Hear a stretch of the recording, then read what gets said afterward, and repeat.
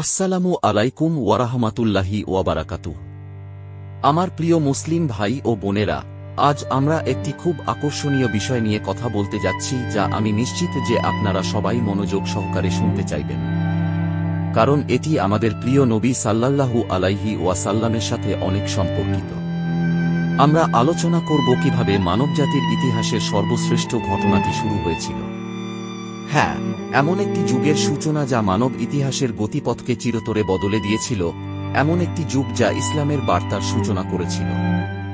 এর শুরু কিভাবে হয়েছিল, তৎকালীন পরিস্থিতি কি ছিল, এবং এই মহান যুগের সূচনাকে ঘিরে পরিস্থিতি কি ছিল, ইনশাআল্লাহ এই ভিডিওটিতে এই সমস্ত প্রশ্নের উত্তর দেওয়া হবে। তাই আরও জানতে শেষ পর্যন্ত এটি দেখার বিষয়টি নিশ্চিত করুন। প্রথমে আসুন আমরা আমাদের সম্মানিত দর্শকদের শুভেচ্ছা জানিয়ে শুরু করি, যারা সর্বদা আমাদের ভিডিওগুলি খুব আগ্রহের সাথে দেখেন। আমরা মহান আল্লাহর কাছে প্রার্থনা করি যেন তিনি তোমাদের সকলকে আশীর্বাদ করেন এবং তোমাদের অব্যাহত সহায়তা প্রদান করেন, যাতে আমরা তোমাদের জন্য আরও তথ্যবহুল এবং উপকারী ভিডিও তৈরি করতে পারি। আমিন। এবার শুরু করা যাক। আমরা দেখব কিভাবে মানবজাতির ইতিহাসের সর্বশ্রেষ্ঠ ঘটনাটি শুরু হয়েছিল, অর্থাৎ আমাদের নবী মুহাম্মদ সাল্লাল্লাহু আলাইহি ওয়াসাল্লামের ইসলামের প্রতি বিস্তারিত দাওয়াত। দেখুন, ইসলামের আবির্ভাবের আগে সমগ্র বিশ্ব অন্ধকারে নিমজ্জিত ছিল। মানবতা হারিয়ে গিয়েছিল, ন্যায়ের পথ থেকে অনেক দূরে। মানুষ মূর্তি পূজা করত, সকল ধরনের পাপ করত এবং সঠিক পথে ফিরিয়ে আনার জন্য আল্লাহর প্রেরিত সত্য বার্তা সম্পর্কে অজ্ঞ ছিল। প্রকৃতপক্ষে সমগ্র বিশ্বজগৎ ইসলামের বার্তার জন্যই সৃষ্টি করা হয়েছে। দেখুন সর্বশক্তিমান কুরআনে এটি কিভাবে বর্ণনা করেছেন। নিশ্চয়ই আমরা আকাশমণ্ডলী, পৃথিবী এবং তাদের মধ্যবর্তী সবকিছু সৃষ্টি করেছি যাতে ইসলামের সমতুল্য অন্য কিছুই না হয়। অথবা অন্য কোন আয়াতে কুরআন বলে, আমি জিন ও মানবজাতিকে কেবল আমার ইবাদত করার জন্যই সৃষ্টি করিনি, কিন্তু দুর্ভাগ্যবশত তারা ন্যায়ের পথ থেকে বিচ্যুত হয়েছিল। তারা শিরকে আল্লাহর সাথে অংশীদার সাব্যস্ত করেছিল এবং সকল ধরনের পাপ ও সীমালঙ্ঘনে লিপ্ত হয়েছিল।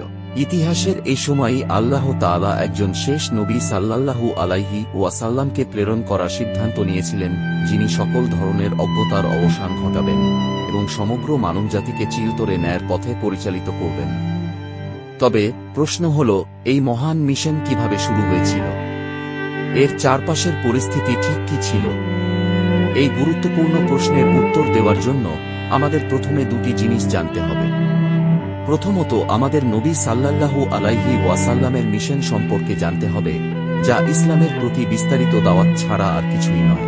দ্বিতীয়ত, আমাদের ইসলামের পূর্ববর্তী সময় সম্পর্কে জানতে হবে, যে সময়টি ছিল আধ্যাত্মিক ও নৈতিক উভয় দিক থেকেই তীব্র অন্ধকারের সময়, যে সময় মানুষ ন্যায়ের পথ থেকে অনেক দূরে সরে গিয়েছিল। নবী সাল্লাল্লাহু আলাইহি ওয়াসাল্লামের মিশনকে কেবল একটি শব্দে সংক্ষেপিত করা যেতে পারে, আর তা হল রিসালা, যার অর্থ বার্তা।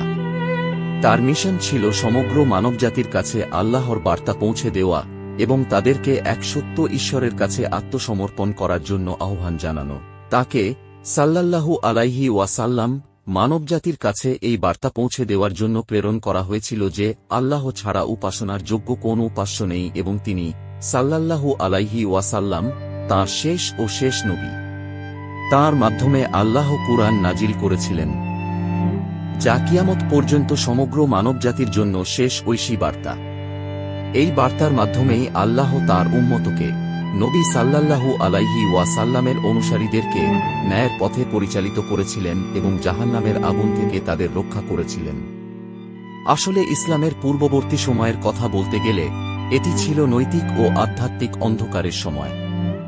আমি কিছু উদাহরণ দিয়ে এই বিষয়টি ব্যাখ্যা করতে চাই। সেই সময়ে আরবরা সকল ধরনের খারাপ অভ্যাসে লিপ্ত ছিল। তারা মূর্তি পূজা করত এবং শিরক করত, ইবাদতে আল্লাহর সাথে অংশীদার স্থাপন করত। তারা তাদের মেয়েদের জীবন্ত কবর দিত। তারা তাদের দাসদের দীর্ঘায়িত করত। তারা এতিমদের সম্পত্তি গ্রাস করত। তারা দুর্বলদের উপর অত্যাচার করত এবং অন্যদের প্রতি অবিচার করত। এবং এমনকি যদি তাদের মধ্যে কেউ একটি ন্যায়পরায়ণ জীবনযাপন করতে চাইত, তবুও সে জানত না কোথা থেকে শুরু করবে বা তার কাছ থেকে ঠিক কী দাবি করা হয়েছিল। সংক্ষেপে, সেই সময়টা ছিল যখন মানুষ সৎপথ থেকে অনেক দূরে সরে গিয়েছিল এবং সকল ধরনের পাপ ও অজ্ঞতায় ডুবেছিল। তাহলে প্রশ্ন হল, রাসূলুল্লাহ সাল্লাল্লাহু আলাইহি ওয়াসাল্লাম কিভাবে ইসলামের প্রতি তাঁর বিস্তারিত দাওয়াত শুরু করেছিলেন? অন্ধকারে নিমজ্জিত মানুষের জীবনে আলো আনার জন্য। আচ্ছা, আমি আপনাকে বলি, তার বার্তা কার্যকরভাবে পৌঁছে দেওয়ার জন্য তিনি তাঁর নিজের পরিবারের সদস্যদের দিয়ে শুরু করেছিলেন। তিনি তাঁর দাদা আব্দুল মুত্তালিবকে দিয়ে শুরু করেছিলেন, যিনি সেই সময় গোত্রের প্রধান ছিলেন। তারপরে তিনি তাঁর চাচা আবু তালিবের কাছে চলে যান, যিনি মুশরিকদের একজন নেতা ছিলেন, এবং তিনি তাঁর পুত্র হাসান এবং তাঁর কন্যা ফাতিমাকে, যেমন সকলের উপর শান্তি বর্ষিত হোক, আমন্ত্রণ জানান। এরপর তিনি তাঁর ঘনিষ্ঠ সাহাবীদের, যেমন আবু বকর, উমর, উসমান এবং অন্যান্যদের আমন্ত্রণ জানান।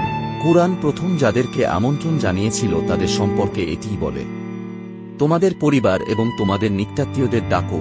যখন এই লোকেরা মুসলিম হয়ে গেল, মুসলিমদের সংখ্যা প্রায় 40 জনে পৌঁছেছিল। এরপর নবী সাল্লাল্লাহু আলাইহি ওয়াসাল্লাম সমগ্র মক্কাবাসীকে দাওয়াত দিতে শুরু করেন। তিনি সাফা পাহাড়ে আরোহণ করেন এবং হজ্জের জন্য সমবেত লোকদের কাছে জোরে জোরে ইসলামের বাণী প্রচার করেন। কিন্তু দুর্ভাগ্যবশত তারা তাকে প্রত্যাখ্যান করে এবং তার শত্রুতে পরিণত হয়।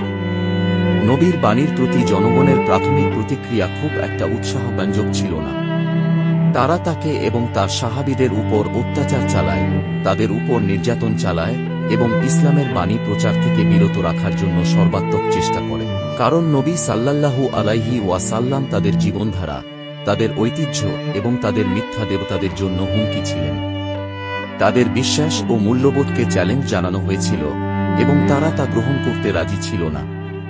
প্রকৃতপক্ষে তারা 13 বছর ধরে মুসলমানদের উপর অত্যাচার চালিয়ে যায়, যতক্ষণ না নবী সাল্লাল্লাহু আলাইহি ওয়াসাল্লাম 622 খ্রিস্টাব্দে মদিনায় হিজরত করেন, যা ইতিহাসের একটি নতুন যুগের সূচনা করে।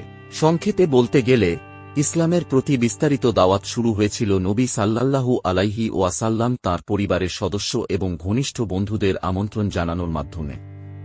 ইসলাম গ্রহণের পর তিনি সমগ্র মক্কাবাসীকে তাদের মিথ্যা উপাস্যদের পরিত্যাগ করে একমাত্র সত্য ঈশ্বরের কাছে আত্মসমর্পণের জন্য আহ্বান জানাতে শুরু করেছিলেন।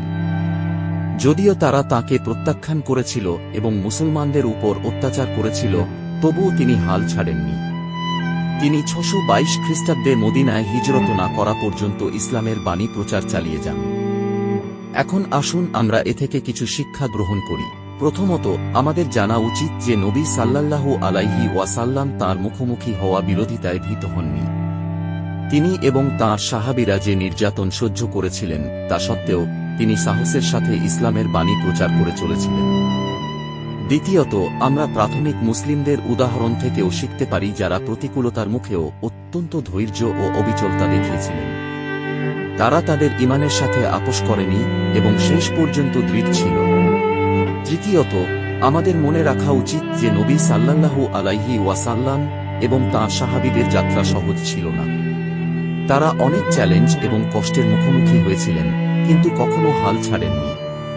তারা ইসলামের জন্য প্রচেষ্টা এবং লড়াই চালিয়ে যান যতক্ষণ না এটি একটি প্রধান বিশ্ব ধর্মে পরিণত হয়। চতুর্থত, আমরা অন্যদের পরিবর্তন করার চেষ্টা করার আগে নিজেদের থেকে শুরু করার গুরুত্ব সম্পর্কেও শিখতে পারি।